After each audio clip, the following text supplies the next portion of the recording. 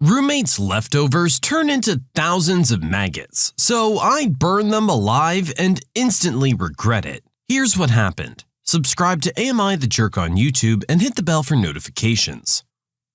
This happened 2 years ago, and this sorry tale begins with me living in a student house. As you may suspect, we had a food bin for disposing of any food waste that was covered in thumbnail-sized holes for ventilation. It came with degradable bags which were a bit too good at their job though, and after them bursting several times while we were emptying the bin, we decided to stop using the bin altogether to save the hassle of cleaning 3 days of rotten food off the floor again. We put the bin outside our kitchen in a small yard on the kitchen windowsill and forgot about it. All except one of us. One of my housemates, who we'll call Alfie, decided it was a waste to stop using the food bin, and so he continued to put food in it every day unbeknownst to the rest of us. Eventually, he fills the bin, but then conveniently, he forgets about it too. 4 months later, I arrived home one day after university with a different housemate. We'll call him Miles. Only to find that the suspicious background smell that had been creeping around our kitchen and living area for the last few weeks had now become a full frontal assault on the nose. Miles and I searched the kitchen up and down to no avail, and decided to get rid of all the rubbish and suspicious-looking food around the kitchen to see if it would help. After filling 2 bin bags, Miles went to throw them in the alley out back, and after opening the door, we quickly discovered where the smell was coming from. The unused food bin. I followed him out and opened the bin to confirm our suspicions. It was several times worse than my worst nightmares could have predicted. The bin was full to the brim of an awful concoction, consisting of mostly maggots, with the rest being a green-brown slime, the remnants of now half-decomposed food. Until this point in my life, I had a strong stomach. Smells had never bothered me, and as tough as this smell was, I was able to bear with it and try to remove the bag from the bin. That was mistake number 1. The bag, unsurprisingly, had disintegrated at the bottom, and as I lifted it slightly, everything broke loose from the bottom of the bag. This bin, covered in holes, is now full of maggots and rot juice, and is rapidly leaking them all over the windowsill. After maybe a minute of panicking, I decide forget Alfie's food bin. It's going in the skip. I pick it up, maggots and slime spewing everywhere, and run to the skip where I tossed it into oblivion. When I get back to our yard, it looks like a scene from a horror film, but particularly the windowsill. It's covered in thousands of maggots, all squirming around in an abundance of abhorrent slime. The smell is almost unbearable now, so I did what any sane person would do, and found every cleaning product in the kitchen and lathered the hellspawn with it. There was antibacterial spray, bleach, soap, furniture varnish, you name it. No time to think. Just throw it on these smelly, obnoxious, wriggling little jerks. The smell dies down for a minute, replaced with a false aroma of chemical safety. I needed a way to remove the maggots and slime without touching them or dirtying anything else, and to clean and sterilize the area. That's when it hit me. Boiling water. This, and I cannot stress this enough, was my second and most fatal mistake. I boiled a full kettle and took it to the alley. I could have tasted my contempt for the thousands of disgusting creatures festering in front of me, had it not been for all the chemicals taking over my senses. With haste, I unceremoniously start dumping the freshly boiled water over the scene in front of me. Instantly, I can tell that it's working, as the slime starts peeling from the windowsill, and the maggots, now turning a paler yellowy white, start sliding off the windowsill onto the ground. That's when it hits me. The smell. The English language does not possess the words to describe this smell. It is to this day beyond my comprehension. I imagine what Dante smelled on the edge of the 7th circle smelled like potpourri compared to the horrors that infested my nostrils that day. My strong stomach left me the second the stench registered in my body, and I instantly threw up everywhere. And then I threw up again, and again. I ran into the house, but no matter where I went, the stench went with me. I soon realized that it was ingrained in my nose, my head, and my throat, and I threw up again. I stole the basin from under our sink and sat in the hall, still throwing up for maybe 20 minutes. Soon after, I stripped and showered, desperate to get it away, but it still followed me. Miles, after composing himself, was able to flush the rest of the unholy mess into the alley, and we lit candles everywhere to try and coax our brains to consider some other aroma, other than that of cooked maggots. To this day, the sight of a speck of blue mold or a piece of fruit that's past its best sends me into waves of nausea. Writing this has been difficult, because when I think of the details, my body goes to throw up. It feels like some Lovecraftian horror that I bear the knowledge of this smell. I know it exists, and yet I can't even truly believe that it does, because the nausea and pain that it produced in me and the long-term effects are like nothing I've ever experienced. I can't even think about it without it coming back. Today, I messed up, but please, for the love of all things good in this world, don't make the mistake I did. Oh, that's absolutely disgusting. Maggots do it for me too. There's just such a horrible smell that comes with them. I can't begin to imagine how bad that got when you poured boiling water all over it. I do feel though that this is a mistake that someone could make. You just desperately want to get rid of any trace of what's there. You're throwing literally everything at it that you think will make the problem better. But this is one that does make sense in hindsight. You may think, yeah, boiling water, it'll get everything off and get everything nice and clean and sterilized, but it's also going to heat everything up. And garbage, when it's warm and heated up, smells 10 times worse. I think our original poster learned their lesson from this. And it sounds like they don't keep anything even remotely rotten in their house anymore. You can submit your own stories to be featured here on the channel. The story submission link is in the description below. And if you want to listen to some vibey music in the background, check out easymode, also linked below. And don't forget to subscribe. My entitled cousin insists that she should get my grandmother's house now that she's passed. I'm a 27-year-old male, and my grandmother passed away recently. In her will, she left me her 4-bedroom, 2-bath house. Now, before my grandmother passed, she was in danger of losing the house because of unpaid taxes. She asked various family members for help, but none did. I was in college at the time, and I had a huge student refund. She asked me for $1,500 to settle the debt. She said thank you, and we never talked about it again. I didn't want my granny to be homeless after all. That was about 8 years ago. Fast forward to today, and I'm now the owner of a house in the heart of Atlanta. Prime real estate if I do say so myself. I plan on moving in at the end of the month, before doing some light cleaning and renovation. Enter my cousin and her kids. She's upset with me because I got the house. She said because I don't have any kids, I should give her the house, because in her eyes, I got the house for free. I thought she was crazy, but a lot of our family's on her side, stating that it's hard out here for a single mother. They told me I can buy a house one day because I'm an able-bodied young man. It'll be harder for her because she has 2 kids. I'm like, she chose to have those kids, and that isn't my problem. Everyone's calling me selfish, and heck, maybe I am. But my grandmother wanted me to have the house. Am I the jerk? To be fair, this is what Grandma wanted. Our original poster helped her out in her time of need, and she's rewarding that. To be perfectly honest, $1,500 isn't a lot of money to make sure your grandmother can keep her house. The fact that she went to everybody in the family and they all turned her down except for her college grandson kinda says something. There clearly isn't a whole lot of care for the family here if no one was willing to help out Grandma. Our original poster's the one who decided to step up. They're not obligated to give this house to anybody. Grandma's done something that can really help them out for the rest of their lives. Even if they choose not to live in this house forever, it's gonna be worth a lot of money where it's located. That's not something you just ask somebody to give up.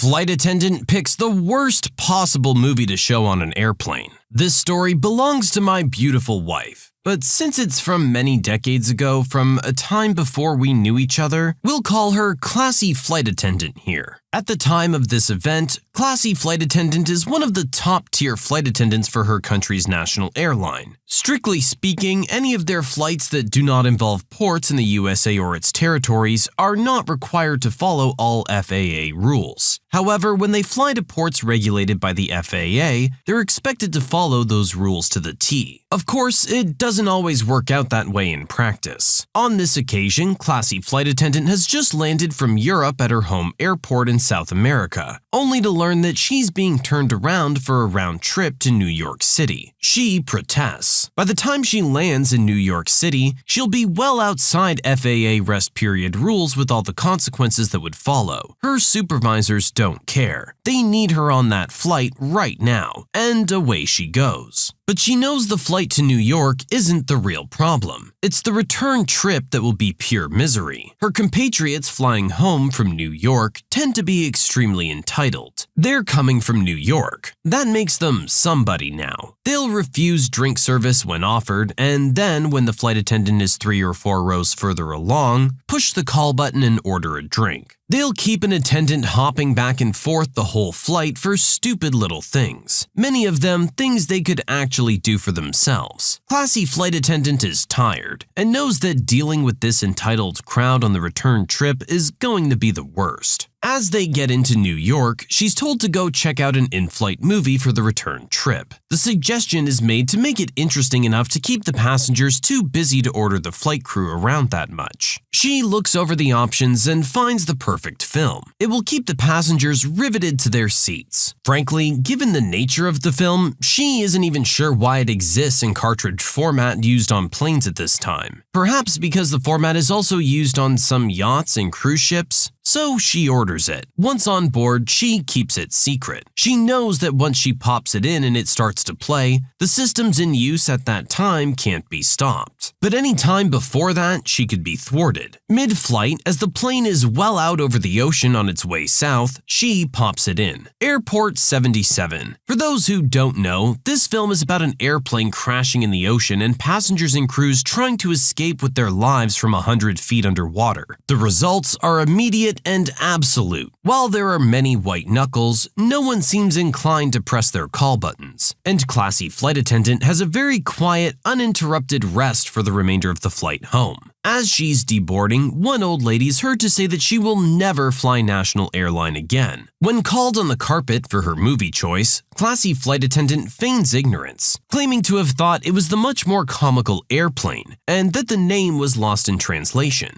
She's given a 3-day suspension, which is for her much-needed rest. Oh, and she'll never be allowed to pick the in-flight movie ever again. I'll be perfectly honest, I don't really know what her goal was with this. I guess she just wanted to stir up some trouble. I honestly feel like all she did was make more problems for herself. I mean, sure, it's a funny story to tell now years later, but at the time, she could have gotten in some big trouble for that, I'm sure. I guess she just had enough of the crap coming down from her superiors and just wanted to get a little act of rebellion in. Snobby teller refuses to help my dad after she gave him the wrong amount of money. My dad was a tire builder and union organizer in Detroit. At our local bank, there was always a sort of conscious condescension by the teller for blue-collar workers. My dad was in weekly to deposit his check and take cash for the week. He finished one visit and turned away and walked a few steps, then turned back to tell her he got the wrong amount of cash. Before he could say a word, she snootily said, "You should have counted before you left my window. I can't do anything for you now." He smiled and nodded and walked out with his extra $50. That was a good week for us. As a reference, gas was 19 cents a gallon at the time. The next week, he went to a different teller and waved casually in response at the former teller's frantic motions to see her. Many years ago, the same thing happened to me at a bank drive-thru window. I counted the money then and there and told the teller that her count was off. She assumed that I was trying to claim that I was short, but in fact, I was trying to tell her that she'd given me $10 too much. Her reply was, "I don't make mistakes." Okay then, I just drove away. Again, that's what that kind of attitude will get you. If someone's trying to get your attention and wants to say something, just hear them out. Maybe it's in your best interest. It definitely was in this case. Besides, you're in a position of customer service at that point. You're supposed to be there to help. If they have an issue, it's your job to help them with it. In this case, he was trying to help you. Too bad you didn't want to listen.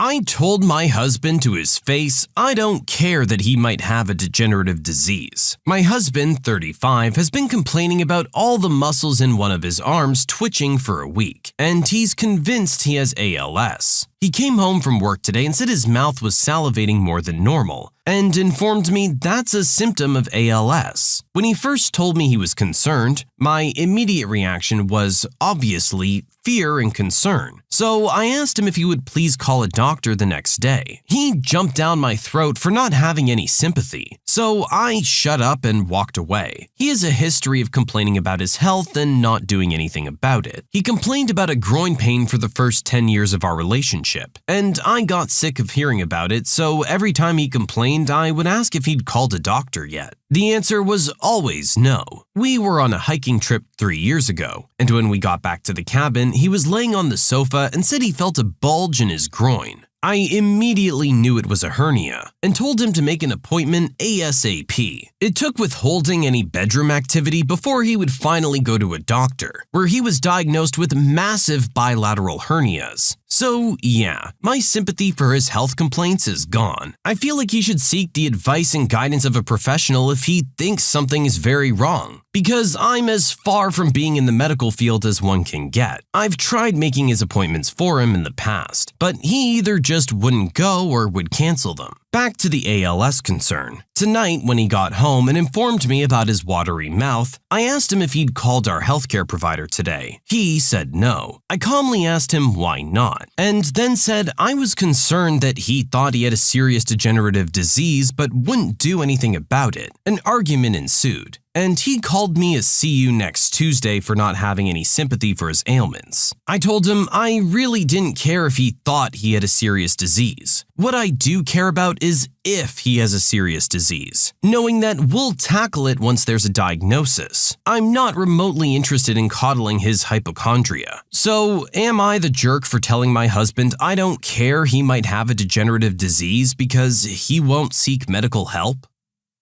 I gotta say, I agree with our original poster here. It's up to him to do something about it if he thinks there's a serious problem. You make a call to a doctor. Sitting around complaining about it isn't gonna do anything. What do you want your wife to do? She can say she feels bad for you and oh, poor baby, but it's not gonna make the problem go away. If you think you have something that serious, you go to a doctor. Otherwise, I don't know what to tell you. Our original poster even tried making the appointments for them, and they still didn't go. What more do you want?